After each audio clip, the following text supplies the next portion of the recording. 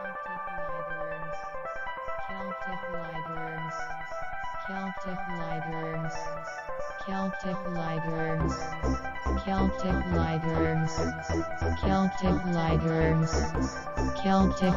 Hello, this is Gareth Lyons. Welcome to Celtic Ligers. Trying out a solo episode. We're doing restructuring. Another solo for me. Who knows what this one's going to be like? We'll just have to see. I heard Larry David, when he went up and did stand-up, he would either go on for a minute or like 20 minutes or something. You know, to be like, I saw him and he like got off the stage and said, I guess that's all the nothing that there is to talk about today. And there was another time where he went up and looked at the crowd and went, nah. So it's going to be like that, where we'll see if this works. But what is the podcast? What did the podcast start off as? I think it started off as like, oh, we just had a lot of things to say about politics, and we thought that there was, the first episode was called like a gap in the market. So the idea was like, oh, let's talk about Irish politics with a more left perspective and try to make it humorous and funny. Inspired no small part by a bunch of American podcasts. Trailbillies, good podcast. Chappa Trap House, Street Fight Radio. Haven't really listened to much of that, I'll be honest. Michael and Us is good. Michael and Us is another good one. It's technically Canadian. Yeah. And then whenever I did stand-up, I did stand-up for a brief time, I didn't like telling the same jokes again, and I kind of didn't like making up stuff, which is not a very good thing for stand-up. I got really annoyed. Like, what I liked about stand-up when I was growing up is I would listen to it and feel like a conversation or authentic or like about somebody's real life. And then the more that I was exposed to stand-up, the more I realized that that's actually not true. It's very manicured and written and performed. And, you know, there's a thrill to that, to seeing somebody perform. But when I kind of started getting into podcasts in a big way, and I was kind of introduced to Mark Maron and then introduced to Chapo Trap House in particular, I was kind of like, oh yeah, this is more my tempo. This is kind of what I want to do. So I've always been trying to do podcasts for a long time. So we did this Irish politics one because we couldn't stop talking about Irish politics when we met up, and I thought it would be interesting. People were James was resisting it for a while, but then he relented. I wore him down. But yeah, we did it, and I think it went really well. And then COVID happened and kind of fucked a lot of it up. Now, we still talked about it, and we got in the kind of weeds with things, I think.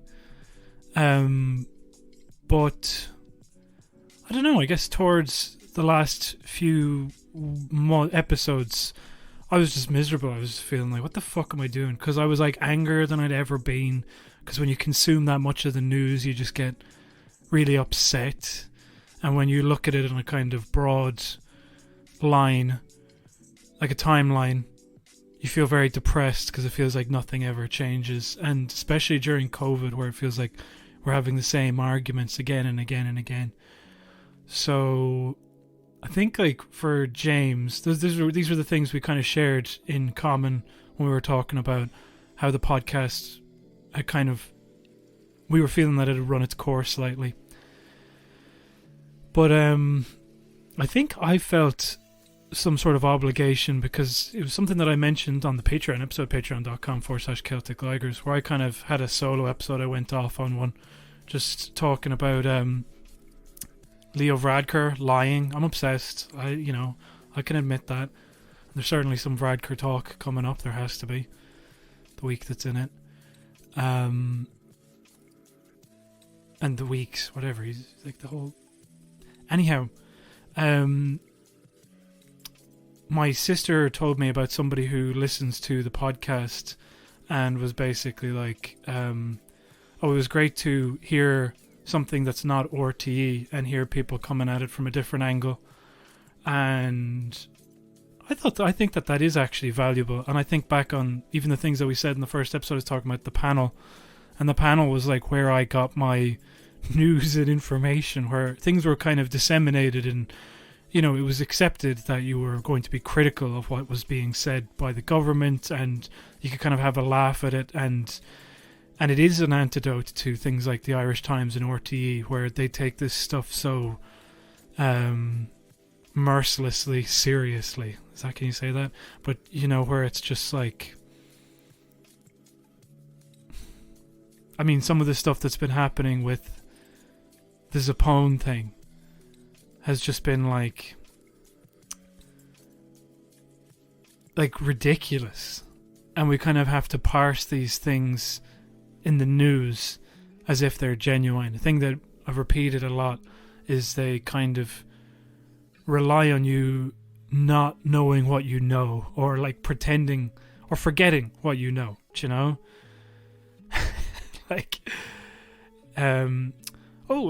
Coveney just deleted his messages or whatever. Like, we'll get to it later. But it's one of those things where it's like, well, because of a hack, obviously, it means that he has to. Yes, no, we did mention the hack before. And, it's actually your fault for bringing this up. And aren't you so obsessed about text messages? And it's just like, didn't I realize how, stupid and ridiculous and dumb this all is? And then the fact that that's been the thing that's been good about Twitter, is seeing people like Aoife Grace Moore responding in real time to some of these revelations, or even people like Richard Chambers, and to a lesser extent Gavin Riley. People it's good to have a forum where people come together and basically take the piss out of the news, because it deserves to have the piss taken out of it. And I don't think that anything is scratching that itch for me anyways, which is kind of a frustration of why I don't want to end this podcast, because I think that it serves a function. But then you have to wonder, is it of benefit to me in any way, mentally and spiritually first, about also sometimes physically, because you get to a stage where you're feeling like you might have a heart attack or a stroke or something. Like, there was something today that really got me, and I'll talk about that later. But and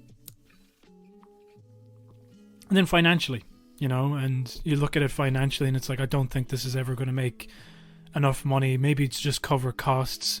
I've got some ideas planned about how we could kind of rejig things and just try to give this one last gasp of all right, what more stuff can we do to push it out there, and can it get a profile, and see if there's some sort of something to be done, and then kind of wind it down or call it a day if I find myself getting frayed in a few months' time. Oh yeah, that's what I was going to say.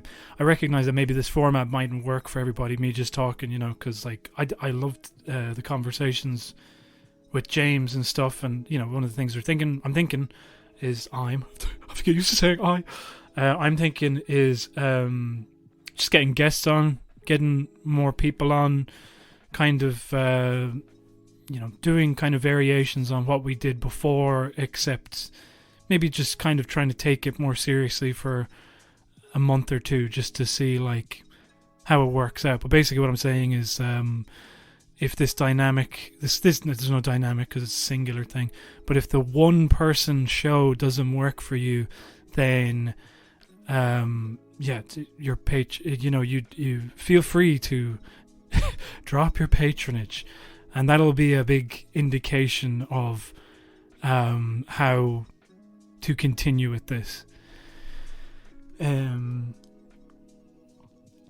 Or send an email into celticligers@gmail.com and tell me something that you might want to talk more about, or see me talk more about, or somebody who could come on, or it doesn't have to be just guests all the time. It could just be a new host. So if anybody had an idea for that, or wanted to put themselves forward, then let me know. But yeah, that's kind of it in regards to that. So I would put together a bunch of links from my holiday. Links Africa.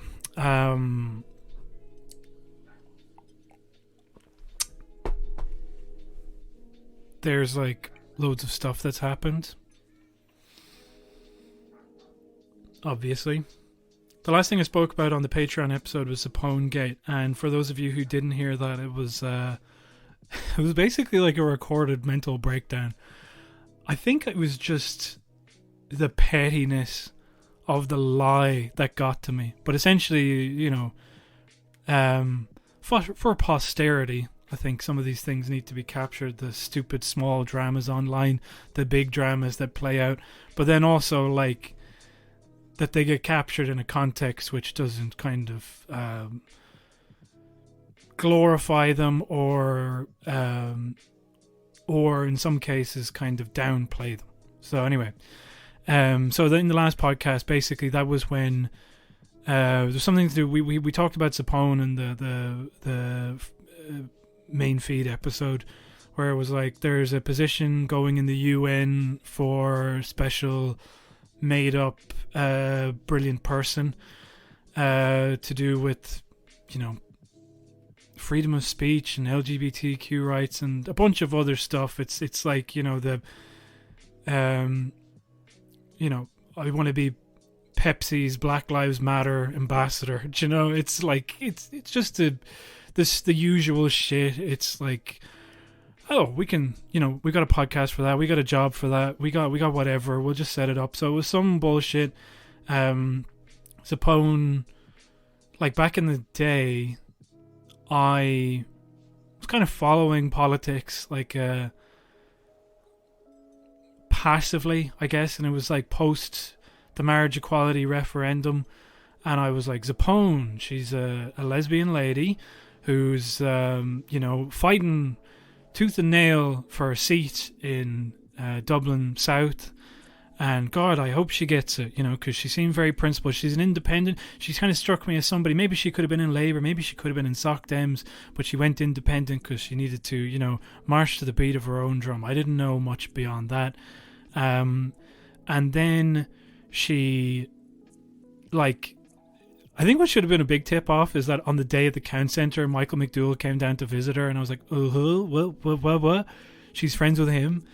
And then over the course of her time, like, first of all, immediate betrayal, goes into government to prop up Finn Fáil and Fine Gael, basically a coalition by another name. I don't give a shit what anybody says. It's, you know, spot the difference between a confidence and supply agreement and this. It's all just this kind of, you know, coalition of what we don't want, you know, as in, like, they don't want them in power, we don't really want them in power, but like everybody is just like aligned to prevent something from happening as opposed to actually ensure that something does happen.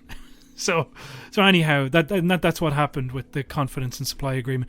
I don't know if it was like with Sinn Féin. I like I said, I wasn't really paying attention in any major way back then, but you know, something to do with fucking Brexit, and they could go to slide this in. But like, there was a lot of people in the Indo who, there's actually fucking Philip Ryan on his, there was like a year-end roundup podcast earlier this year for last year, 2020, where he said that the most significant thing that had happened was Fine Gael and Fianna Fáil had gone into coalition. Excuse me. And it was like, no, it's just not. It's just we've been living under this for ages. Anyway, clearly the voters had their say. Didn't really like Sapone. She left. You know, she was not elected again, and then she left to go to New York. And it's to say, people were saying like she was kind of some sort of voice on the ground there with helping Ireland get on the UN Security Council. Although I said that to my dad, and he was like, "What the fuck would she have done?" And I was like, "She's a diplomat." She's not a diplomat. She's a politician, an ex-politician. I was like, "She was like." So point taken, Dad. You know, sometimes you go like, look at them, they even did this, and it's like, did they do that? Well, basically. But anyway, I don't know if she did. So that was it. She then almost gets this position, and it's not advertised, and it seemed to blindside the Taoiseach. who's Micheál Martin, would, don't forget it. You'd be forgiven for forgetting. And you're like, oh, that's whatever. I mean, that's just to be expected. It's like I was disappointed in her because I was like, oh fuck, I thought she was different. I don't know why. Everything that she did when she wasn't a particularly good minister. She was involved in a lot of scandals. You realise that she's actually not Labour, Soc Dems, kind of soft centrist, independent. She's actually a fucking, blue shirt. So, anyway, yeah, that kind of heated up a bit, and then the reason it got like a lot of traction then was because of she organised an event at the Merrion where it broke guidelines in some way, shape or form. And again, I wasn't even entirely like, oh, I care about this, because I was like, like, who even gives a shit at this stage, because like everybody's out. I don't think everybody's kind of post-COVID. That's what it feels like. It feels like we're all vaxxed, we're all out, shit that they don't follow their own guidelines, but when have they ever, and like, is there enough meat on the bones with this? And then it turned out like Leo Varadkar was there and Ivana Bacik, and then Eamon Ryan tried to provide cover by saying, oh, we were going to do an event with a few thousand people. And it's like, wow. But anyway, then it came time for like government ministers to respond, and then they were just absent. Nobody was out there saying anything, and this is the thing that kind of drove me over the edge, essentially. And I thought it would be a short story, but I guess it's not. But essentially, Leo Varadkar to appear on the news to talk about the Catherine Zappone incident and why he was at it and in attendance and blah blah. So then he appears on the news, and the first item in the news is how, oh yeah, no, that was it. That was the reason it was so outrageous, because even then I wasn't pissed off, but then it turned out that to protect Leo Varadkar, the Attorney General comes out and just says, oh, actually, no, it was legal. And you're just like, what? The Attorney General shows up to say we can't have nice things, we can't have housing. They're, create confusion around the mother and baby homes. Although I think that they didn't actually give that advice. But do you know what I mean? Like you're always waiting for. It's like in America where they have like the parliamentarian. The one where Joe Biden wants to do these things, but it's the bloody parliamentarian who's preventing it. Incidentally, Catherine Zappone worked on his campaign in New York. You're welcome. Imagine that. Imagine working on Joe Biden's campaign in New York. Talk about fucking cushy jobs. The most secure fucking... Anyway, whatever. So it's that type of thing. It's just this guy who's responsible for basically saying, like, oh, no, you can't do that. And wouldn't you know, he always seems to side with the government at the time, and they just have to throw their hands up and be like, well, I guess that's that. I guess we can't do anything because we'll get sued or something. I don't know, some shit. It's, it's always like... your princess is in another castle. But anyways, him coming out to protect fucking Varadkar, it's like, he didn't even need to lie. Like, Varadkar could have just weathered this, like anybody. But it's like, it's just so annoying. But anyway, so then the news started, and then they were like, well, great news to everybody. We've interviewed a bunch of musicians who are happy for the confusion around the restrictions to be clarified, And now that they can perform in front of bigger venues, and hooray, the live entertainment venues are saved. Flash forward a few weeks, and yeah, we'll get to that. And it's like,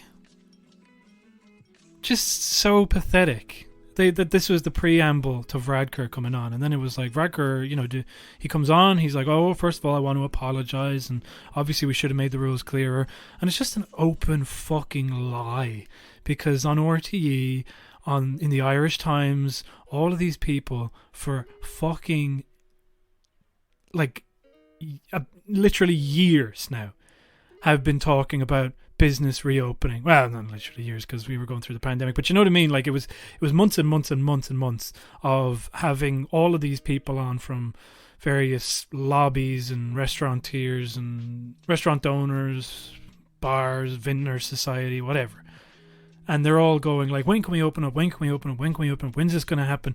And then all these people like open up, following the guidelines. We've all been paying attention. And he goes out and goes, oh, sorry, you were all confused. All of you were confused.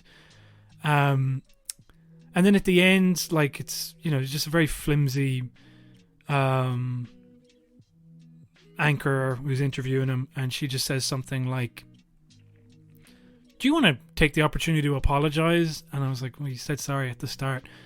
And I was annoyed that she asked, because it allows him to do this thing where he goes, I already apologized, but if you want me to do it again. And it was just like, it just means nothing to you. It means absolutely nothing. You know, it's like, but essentially that was the thing that just wound me up. It's like, he's sitting there lying to everybody's face and kind of like annoyed that he has to do it, you know? It's like, just keep apologizing.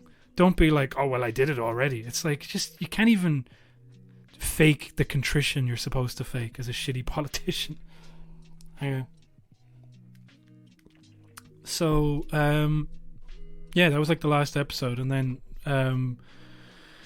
seemed like people were kind of going to forget about it, and then people online were trying to keep the flame lit a little bit. It was like, there's a guy like Mick Call, Caul, and he puts up some decent posts, but he was kind of trying to, who else is at this meeting? We have a right to know. And I thought that was kind of stupid. It's like, it really doesn't matter.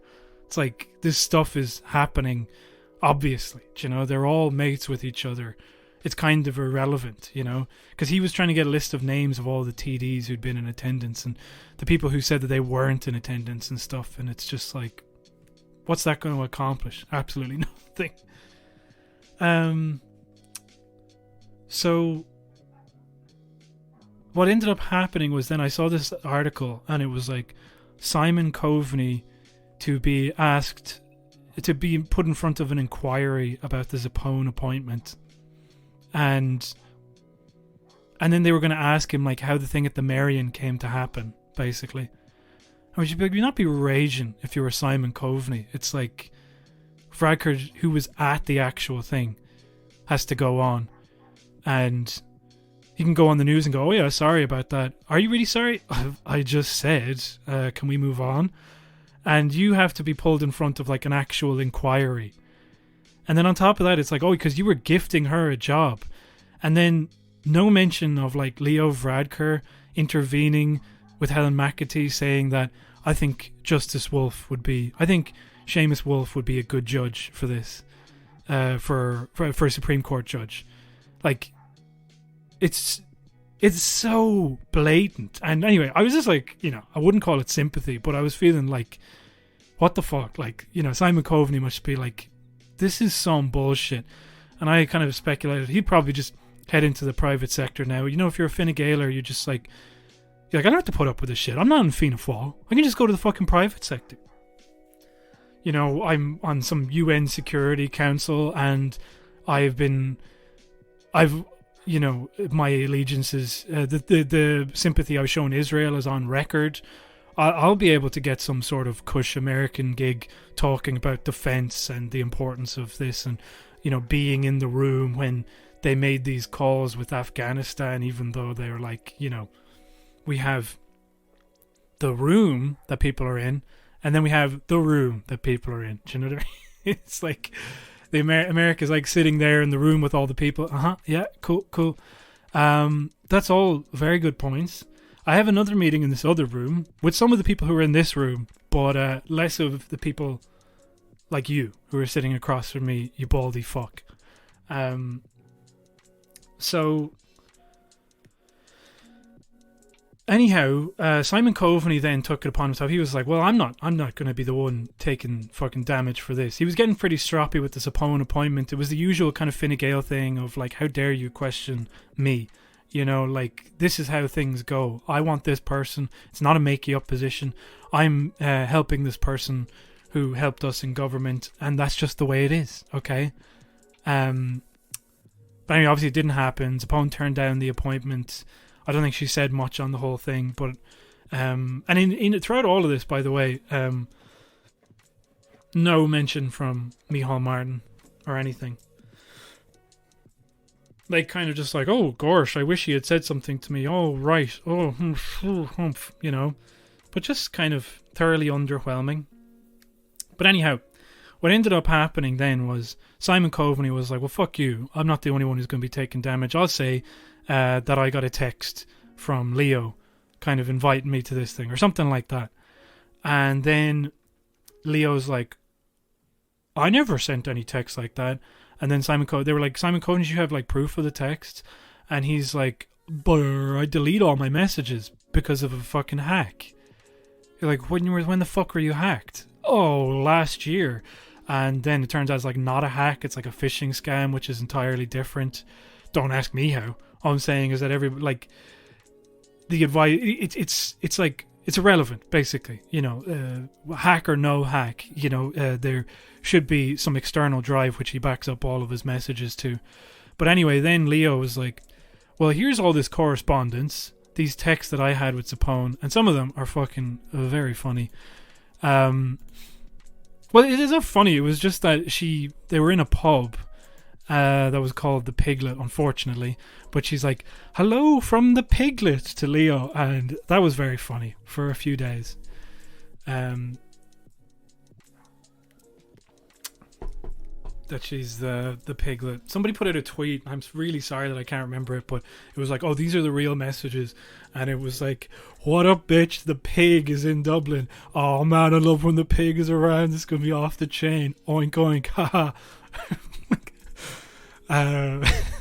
But anyway, you know, it was some bumbling mammy thing to do. But she's going, oh, hello, Leo. And I hope your partner is able to come in. Yes, I am in Dublin. And have you spoken to Simon about this appointment? And then Simon and him have like a way more, like a way colder back and forth.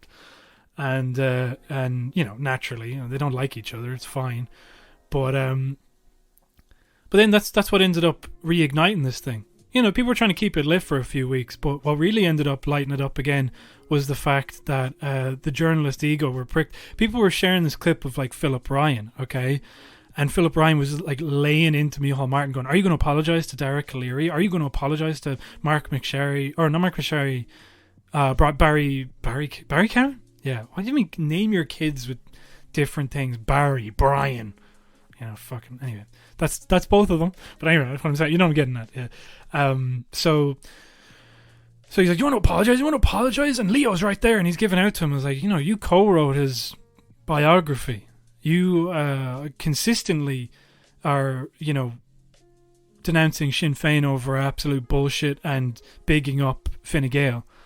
And now you're mad. And the reason you're mad is because, as most journalists are pointing out, they did freedom of information requests for Leo's texts. And he was like, they were denied. They were turned down. Oh, those texts don't exist. And then it turns out that they do exist. And in like, I don't know if anybody's familiar with the last season of The Thick of It, spoiler alert, but essentially Malcolm Tucker tries to take down Nicola Murray and then provides information to an inquiry which actually ends up implicating himself. So that's essentially what Radker has done, you know, where like he was like, oh no, none of those messages exist. Here they are. And actually it proves that not only was Simon Coveney being lobbied by Zapone, they were also lying about the messages that they had. And he was like, oh no, I was on holiday and the civil servant didn't reach out to me. Which civil servant? Oh, he doesn't work here anymore. You wouldn't know him. He's, you know, was at camp, and, you know, she lives in a different country. She's in Canada, you know. We text all the time. We play Fortnite together. So, yeah, no, it was like kind of just blatant. It was just absolutely ridiculous. But like it gave enough for a journalist to get excited about it again, and so they're talking about it. And I think I've seen some people on the left kind of denouncing it, saying like, oh no, we should be focusing on how, like, you know, the capitalist stuff is making everybody's lives worse and all the stuff that they're doing in government. And it was like, I don't know if that captures the imagination in the same way as like kind of elite corruption like this, where it just looks like they're lying to you and they're above it all, and the story is kind of rumbling on. But anyhow, then I think that's basically it with that. It was just it's just a very funny story. Now the latest thing that's happened is Vradker was photographed at a festival over in London, and it looks really shitty. Looks like a bad festival, but he's like picking his nose and he's on the phone. And this is like weeks after he's like, well, Electric Picnic should really open. So everybody's saying, there's some people who are saying like, oh, he should be allowed to enjoy his, time. It's not, I know it's not legal here, but it is legal over there to go to a festival. And it's like, yeah, I wouldn't necessarily begrudge him that. First of all, I think he should follow the rules that they prescribe, and there should be a bit of solidarity, but whatever. That's wishful thinking from somebody like Vradker. But then it's like, okay, should he be able to enjoy himself? Yes, but like, well, no, I don't want him to enjoy himself. But like, in theory, people should be allowed to be able to enjoy themselves. And then you're kind of like, but what about all those articles where he was saying, oh, Electric Picnic should really open up? Whatever criticism you have about intervening in local government decisions. But like, then there's also the parts where Catherine Martin was trying to meet up with him and Micheál Martin, and they were just dodging all of her calls and messages and not bothered. And it's like, they don't give a shit about the arts, obviously. And of course, because of the fucking festival he goes to, he clearly doesn't either. Venga Boys. That was the worst Christmas gift I ever got, incidentally. Sorry, Mum. But I've been Venga Boys City. I want to crash team racing, god damn it. So yeah, no, that's the thing that's happened, and this is a very funny photo. But like, the thing is kind of just that's it. All that stuff is going on, and it's the same kind of like technocratic corruption, where it's like, oh, it's not my fault, it's this fucking advisor to me, or it's this person here who's a civil servant. There's like, they hire like a bunch of people to completely insulate themselves. But that's the other thing about the civil servant thing that doesn't hold water for me. It's like, oh, they weren't thorough enough, or they lied, like, they lied about it. Now, I think obviously Vradker, the guy who lies all the time, definitely lied to him. Or they're in an office where it's like, can you stall for time? Can you do something about this? That's the type of thing. You see the texts back and forwards. When you read the papers, it gives this impression that there's some sort of formality in government buildings. But I imagine it's a lot of just, oh, fuck, no, I forgot that. Yeah, can you cover for me there? Oh, jeez. Yeah, are they still going on about that? Maybe we can just muscle through this one. Maybe we can just power through. Maybe we can just whatever. But I think what kind of makes Vradker stand out is just his arrogance, But anyway, what I'm saying is, like, that comes from the top down. It's the people who work for the Washington Post who don't write critical articles about Jeff Bezos. It's like, oh, you're free to write one, but would your boss like that? So you're free to implicate your boss in something by requesting these text messages from him, but do you really want to? That's provided you believe that civil servant fucked up at all. But the fact that nobody can get in touch with them and you can't figure it out. But either way, it's just this kind of incompetence, which is just par for the course with all of them, because it's the side effects of how brazenly corrupt and in the pocket of big money they are.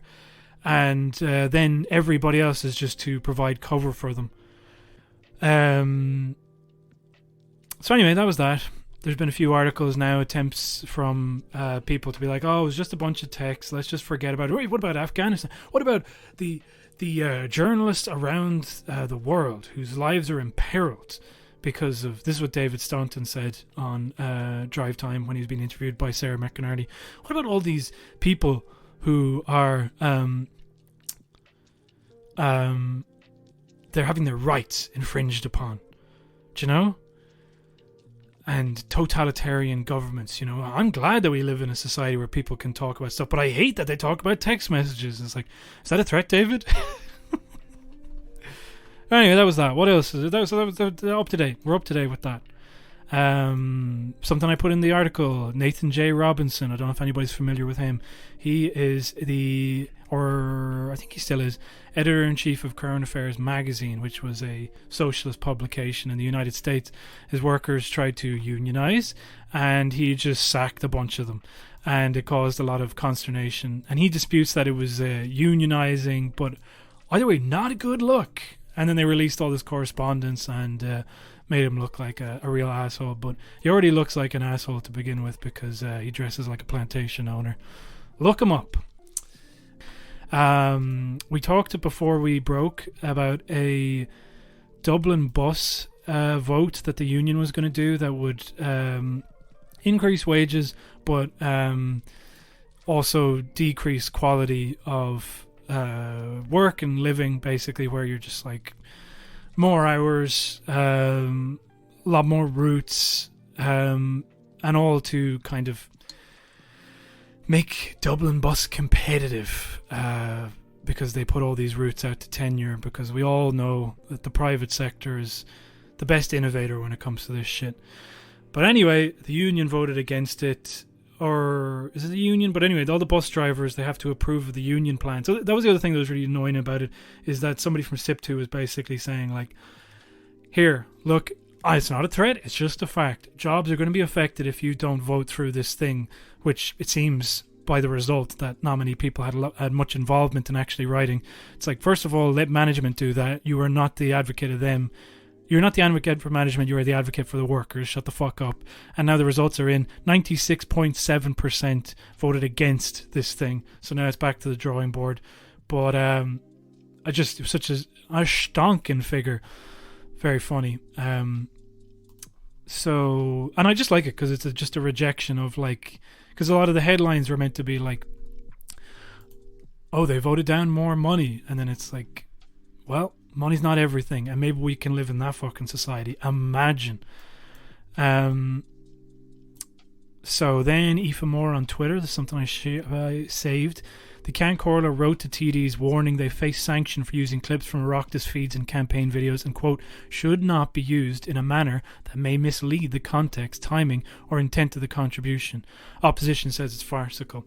So, once again, an attempt to clamp down on what they see as Sinn Féin's unfair advantage on social media, same with PBP and a bunch of others, of taking pictures of the votes that all of these people...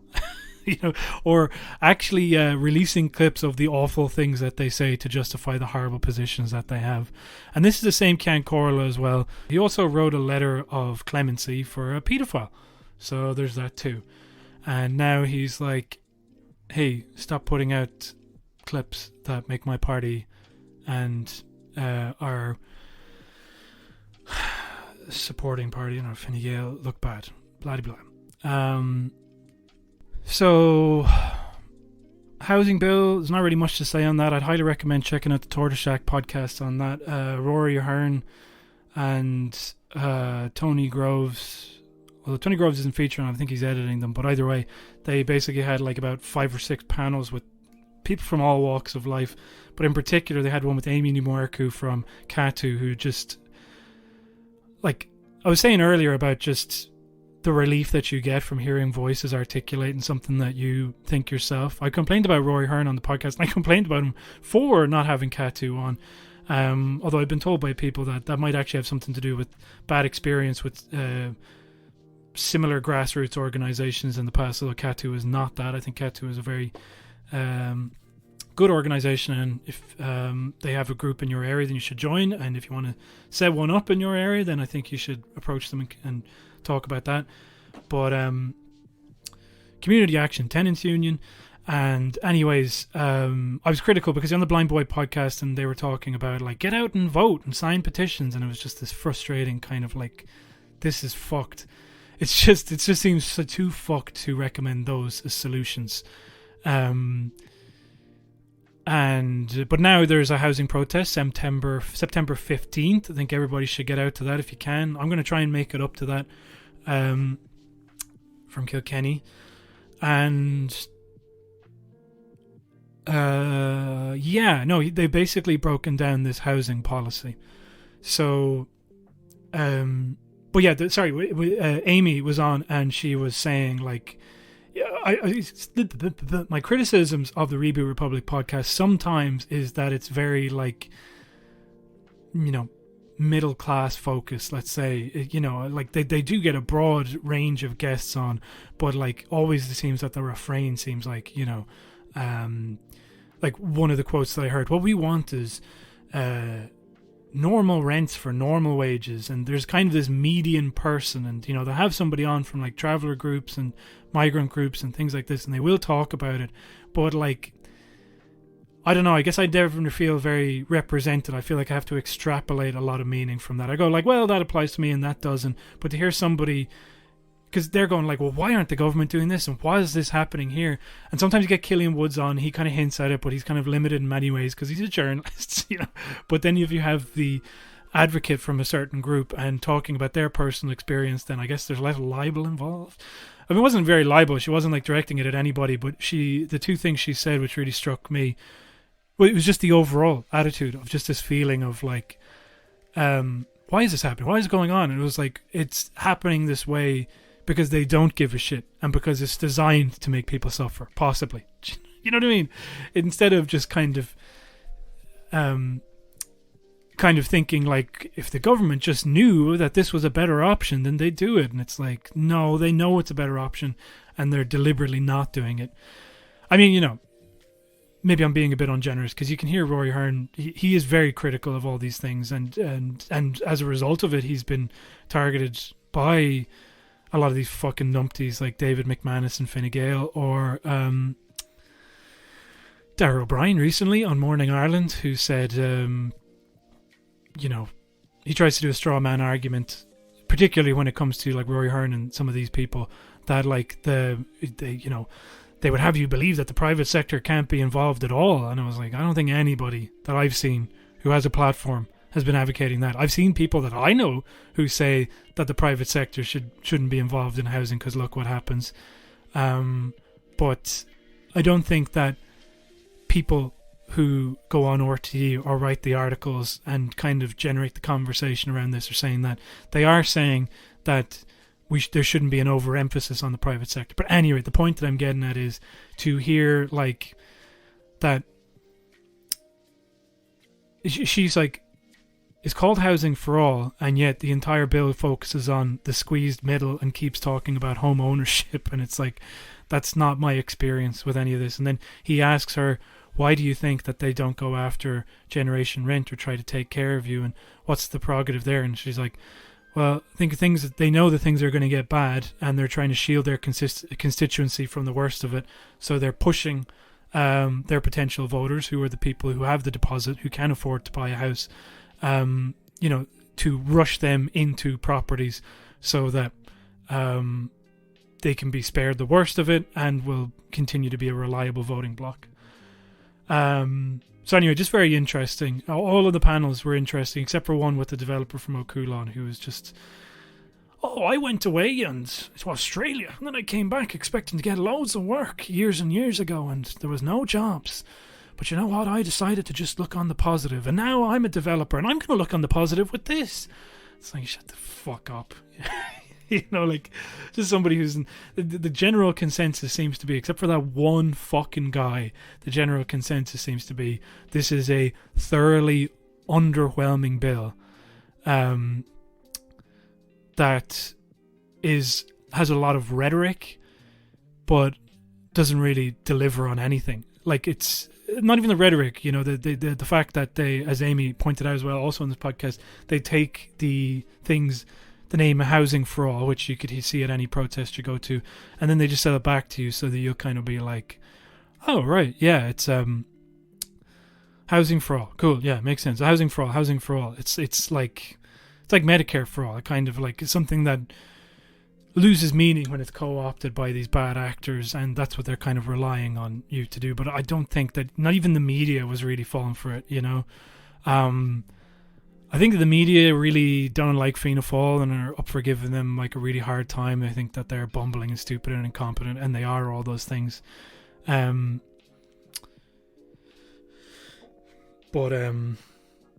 the grilling that Dara O'Brien receives is not the same grilling that Leo Varadkar receives, even from Sarah McInerney, because he appeared on primetime to talk about reopening.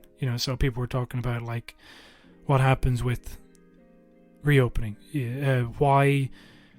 I'm kind of going all over the place, but essentially they were like, why are you opening up all transport to 100% capacity at the same time they're opening up the schools? Is that not asking for trouble? And he was like, God, what did he say? Yeah, sorry, now I remember.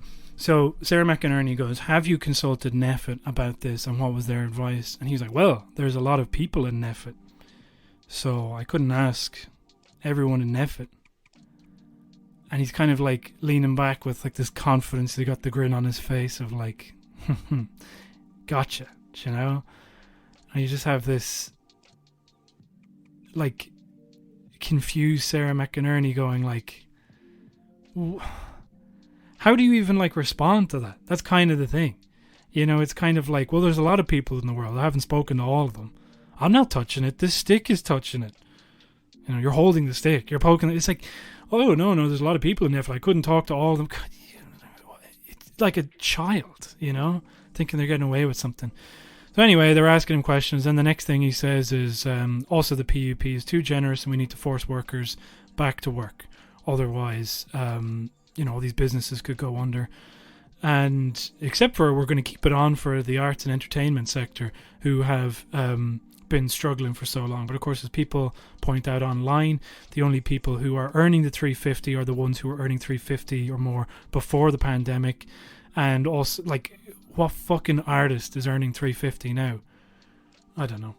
Maybe artists come in, message and tell me, but I just thought it was like, you finally given workers the leverage that they need because you were forced into this position and now you're taking it back.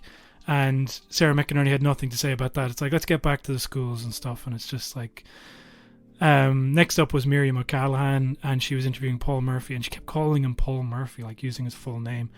Paul Murphy, why do you not want us to go back to our normal lives? Paul Murphy, why is it that people can't? It's been a hard year. And I'm not sure, like I'm kind of like exaggerating, but you can look it up yourself on prime time last week. So today I'm recording is 5th of September 2021. I don't know, it must have been like 31st of August, maybe the last prime time.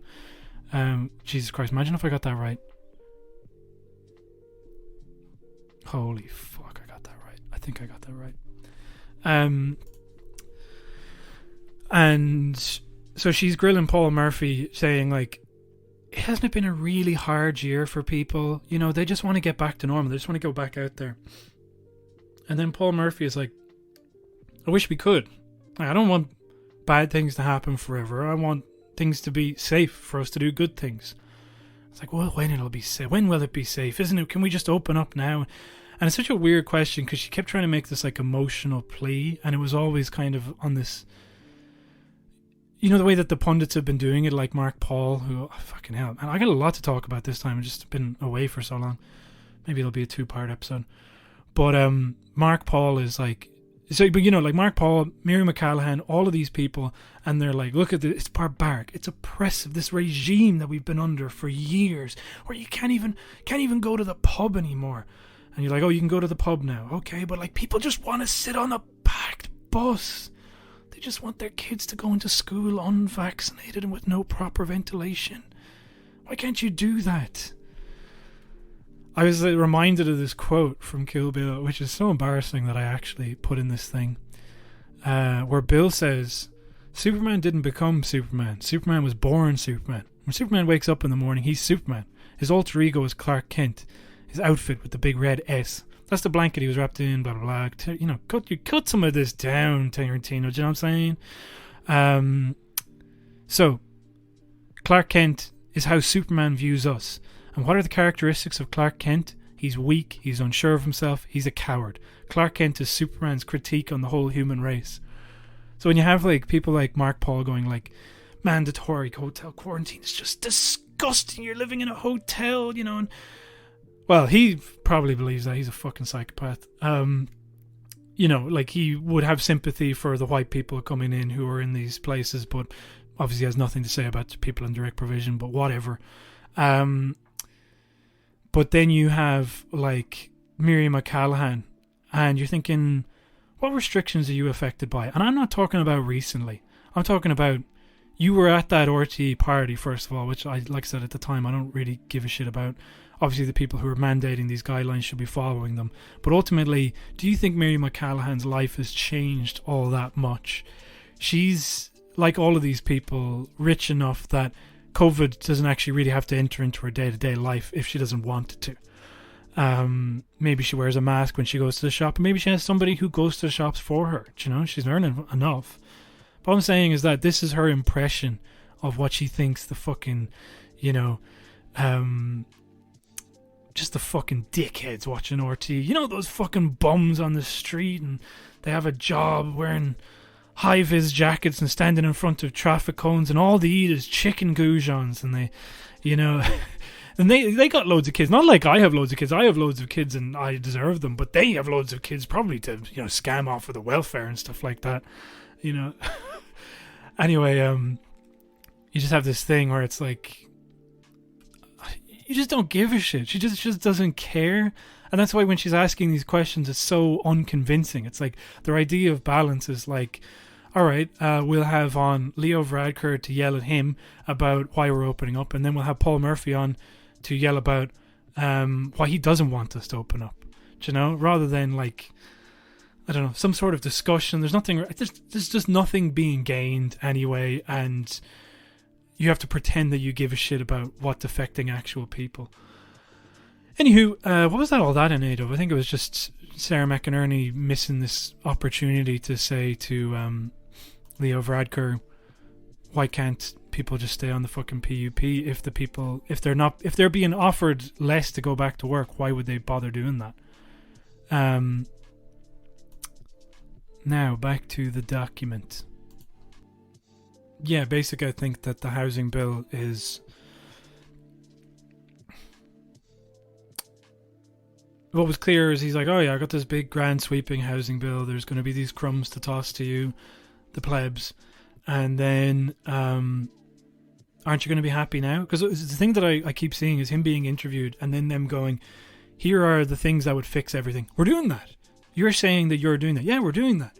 You're doing this exact thing. Yes, we are doing a different thing than you just said.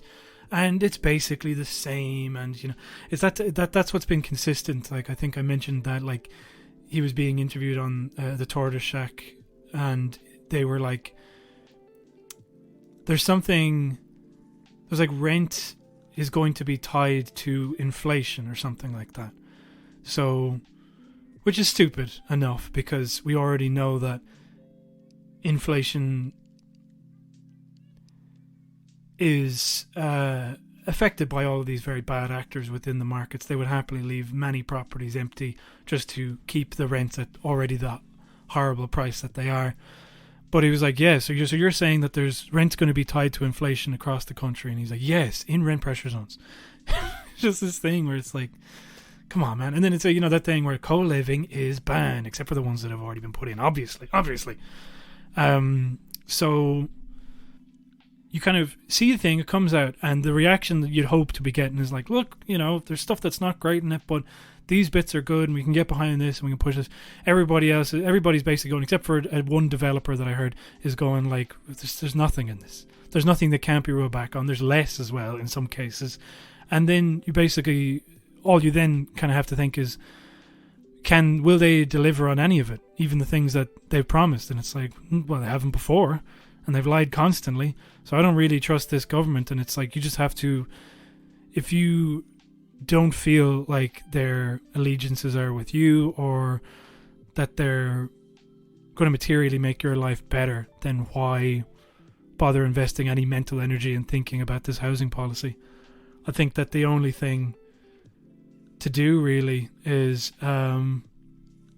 wait until Darragh O'Brien and Fianna Fáil and Fine Gael are not in charge of housing. I don't think I'm going to be particularly, I mean, we're definitely going to be like out there protesting, and then, like I said, Community Action Tenants Union is perfect because it's like direct action against these bad actors who, you know, there's theoretically regulations to stop them from doing stuff, but it's mostly just the cost of doing business for them, and they just keep doing it with complete impunity.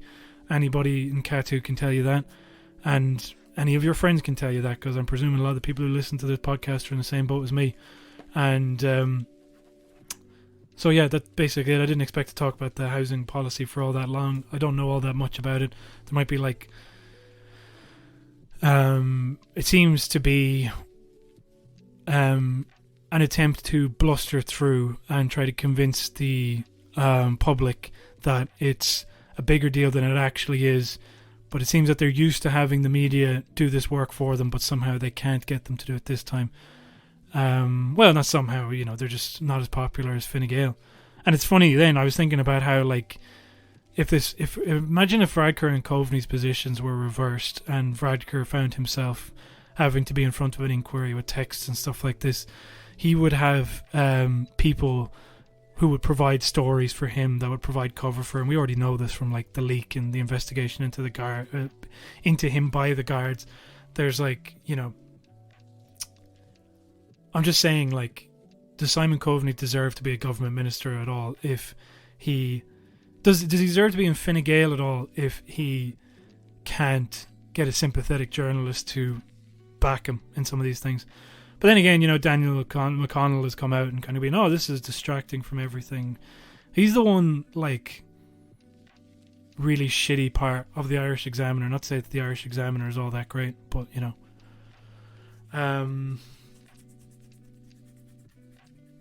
So what was that?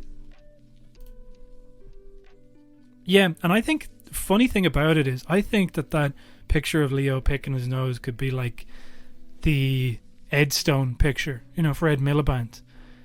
Like, it's just nothing cool about what he's doing at all, and it's in the middle of one of these controversies to be heading over and further breaking the rules that you're kind of, oh, sorry about that. I won't, you know, do things in open areas of 200 people or more, and then he just goes overseas to do it, and then there's a picture of him just picking his nose and listening to, like, the Venga Boys. It's like, I don't know, I feel like that could definitely start chipping away at making journalists embarrassed about going to bat for him. It's like, you're not the cool guy anymore, but also you're not providing me with the information that I requested. You've made a fucking fool of me. So I don't know, that could be something.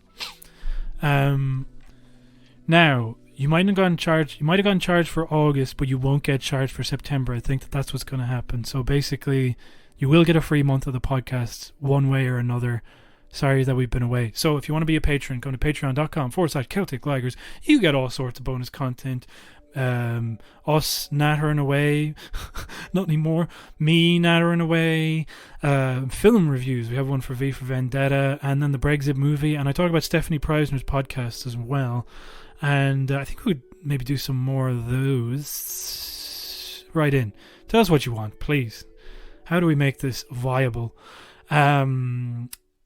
Giving us €5 a month gives you access to all that and a bonus episode each week, and it also gets your name. I'm going to do something different with this.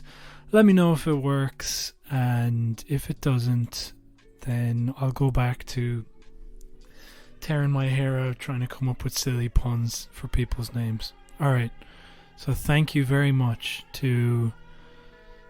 Wait, hold on. Oh shit. Thank you, Ben. Thank you, Zainab Lotfi. Thank you, Sean Donnelly. Thank you, Kevin Larney.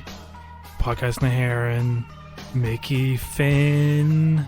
Benson. Francis Breen. Simon Akers. Thank you, Mark Stokes. Mark Maloney, Blahin de Burka, Alan Carroll, Stephen Bradley, Richard Zimmerman, Bridget Purcell, Milky Fox and Kyle O'Neill, Connor Barry, Liam McCartan, Claire O'Neilan and Ronan Carey. That worked pretty well. Niamh Kelly, Paulie Doyle, and Joe Joy. Sorry it's not on the chorus, Joe. Maybe there's some...